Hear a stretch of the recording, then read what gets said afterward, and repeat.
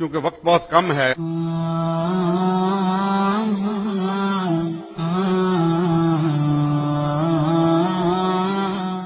سب لوگ بہت انتظار کر چکے ہوں گے. ہمارے اندر بزنس مین بیٹھے ہوئے ہیں. پاکستان کو ایک نئے نظام کی ضرورت ہے, صرف پاکستان کو نہیں, کیونکہ ہمارا اسلام جو ہے وہ صرف مسلمانوں کے لیے نہیں ہے. اٹس ناٹ مسلم اسپیسیفک, یہ ہیومینٹی کے لیے ہے. ورنہ ہمارا رب العالمین کیوں کہلائے؟ اور ہمارے نبی کریم کو اللہ نے خود لقب دیا کہ نبی تم رحمت للعالمین ہو. تو یہ سبھی کے لیے ہمارا جو ایک مشن ہے, اور اس کے اوپر جو فاؤنڈنگ فادرز ہے پاکستان کے, انہوں نے یہ بات کہہ دی تھی. قائد اعظم نے اپنی جو آخری تقریر 1 جولائی 1948 میں کی, اس میں یہ بات واضح کر دی کہ پاکستانی قوم کو ایک مشن دیا گیا ہے کہ آپ نے انسانیت کو ایک نیا نظام عطا کرنا ہے, اور ہمارے آئین کے اندر, ہماری قرارداد مقاصد کے اندر یہ ساری چیز موجود ہے. ابھی میں تقی عثمانی صاحب سے بات کر رہا تھا, وہ جسٹس بھی رہ چکے ہیں سپریم کورٹ کے. آپ نے پتہ نہیں کسی نے ان کا جسٹس سے بات نہیں, خطاب نہیں, مخاطب نہیں کیا. لیکن آج ہمیں ضرورت یہ ہے, جس کو میں نرم انقلاب کہتا ہوں, کہ آپ اپنے آئین کے اوپر عمل کروائیں. آئین میں سب آپ کو نظر آتا ہے, لیکن ہمارا حاکم اعلیٰ اللہ ہے, اور اگر آپ اللہ کی حاکمیت کو قبول کر لیں گے, جو آئینی طور پہ آپ کا فرض ہے کہ آپ کو قبول کرنی چاہیے, تو پھر اللہ کا آئین, اللہ کا قانون وہ قرآن کے اندر آ چکا. اور نبی کریم صلی اللہ علیہ وسلم نے جس دن کہا کہ آج کے دن اے لوگو تمہارا دین تم پہ مکمل ہوا, وہ بات وہاں ختم ہو گئی. ابھی لیکن ریاست مدینہ کے بعد دوسری ریاست جو بنی وہ پاکستان ہے. اس کا فرض ہے انسانیت کو ایک نیا نظام دے دے.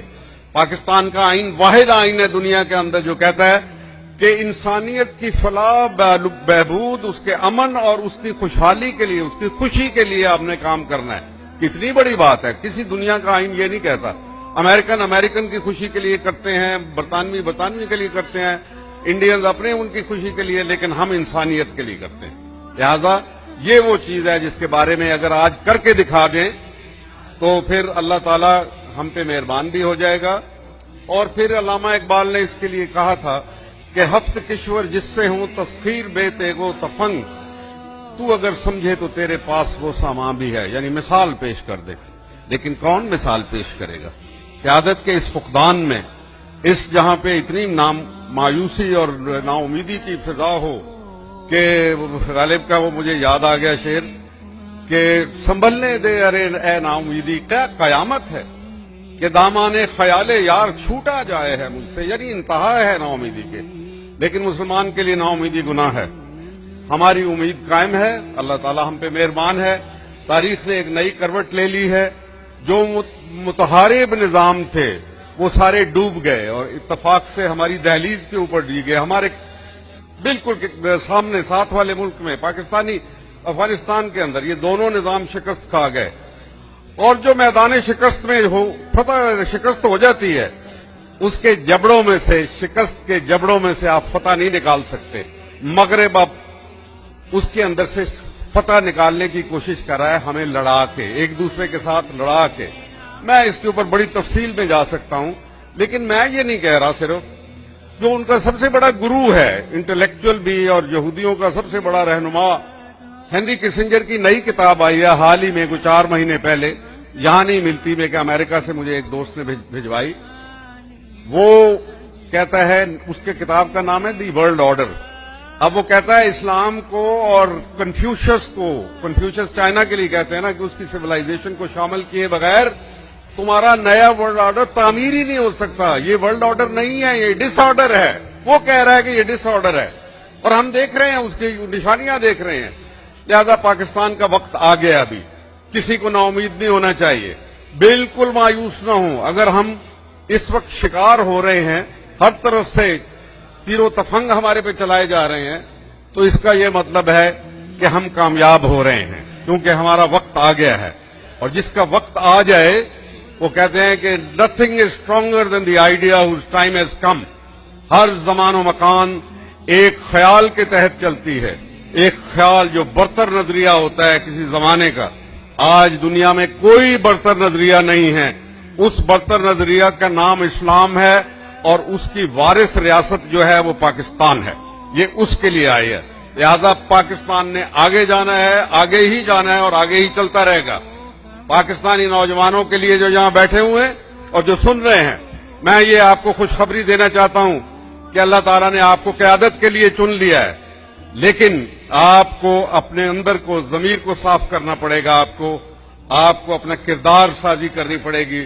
جہاں آپ دنیا کے کام کریں گے، کوئی نہیں کہتا کہ آپ کو روک لیا جائے، آپ ڈائنامزم دکھائیں، اپنی ترقی کریں، بڑھیں، آگے کمائیں، روزگار پیدا کریں، بہت سی خواہشیں پالیں، کوئی حرج نہیں اس کے اندر، بے شمار خواہشیں۔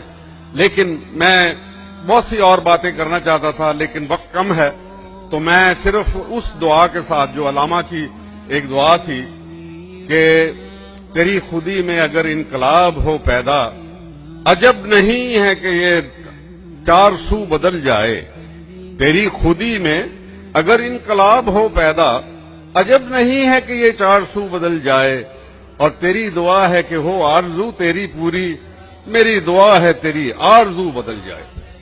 تو اپنی آرزوؤں کو بدلیں، کہ آرزو جب بدلے گی تو اللہ تعالیٰ جب شدت اس اختیار کرے گی آرزو، اللہ اس کو دے دے گا، عطا کر دے گا۔ پاکستان کا یہ اکنامک ماڈل نہیں ہے، یہاں بزنس مین بیٹھے ہوئے ہیں، we have to get rid of it.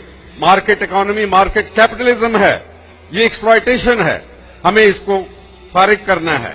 ہمارے پاس اتنا خوبصورت معاشی نظام ہے، لیکن ہم اس کو چھوڑ کے اور پتہ نہیں کس کس ماڈل کے پیچھے ہم بھاگ رہے ہیں، جو خود اپنے گھروں میں شکست کھا گئے ہیں۔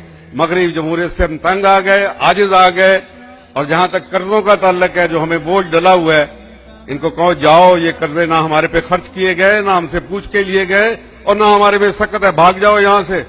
ان کو ضرورت ہے پاکستان کی، یقین کرو کہ یہ کبھی بھی آپ سے قرضے لینے کے لیے، کیونکہ آپ نیوکلیر حیثیت کے مالک ہیں، اور اگر آپ کہیں گے یہ آج دنیا کو ضرورت ہے، مڈل ایسٹ کو ضرورت ہے آپ کی، آپ کے انہوں نے تسلیم کر لیا، آپ کی قیادت کو تسلیم کر لیا عملاً، تو آپ جناب فکر نہ کریں۔ اگر وہ کہیں گے تو ہمارے پاس ایسی چیزیں بھی ہیں، ان کو کہو پھر ہم وہ فروخت کر کے تمہارے قرضے اتار دیں گے، یا پھر وہ بینکوں میں جو لٹا ہوا پیسہ پڑا ہوا ہے تمہارے بینکوں کے اندر، خود اسحاق ڈار نے کہا کہ $200 بلین پڑا ہوا ہے پاکستانیوں کا، تو وہ رکھ لو، اس کو ضبط کر لو اور ہماری جان چھوڑ دو، ہم نے تمہارا کوئی قرضہ ادا نہیں کرنا۔ بہت شکریہ، السلام علیکم۔ رجعنا ورعني وحنين